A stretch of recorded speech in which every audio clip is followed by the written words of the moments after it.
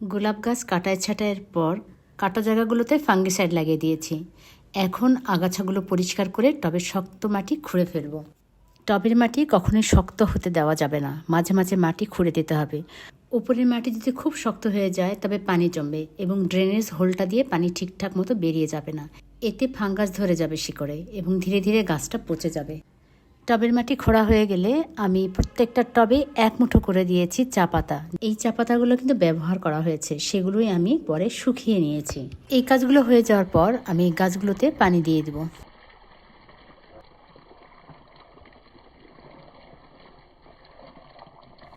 গাছের পাতাগুলো কেমন বিবর্ণ হয়ে গেছে, মনে হচ্ছে যে রোগাক্রান্ত।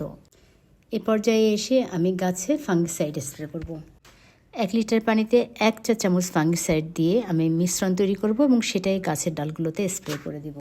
15 থেকে 20 দিন পরে এসে আমি যখন দেখব যে গাছগুলো থেকে নতুন নতুন ব্রাঞ্চ বের হয়েছে, তখন শুকিয়ে যাওয়া পাতা, ফাঙ্গাস লাগা পাতা রিমুভ করে দিব। সেই সময় গাছগুলোকে পরিষ্কার রাখা খুবই জরুরি।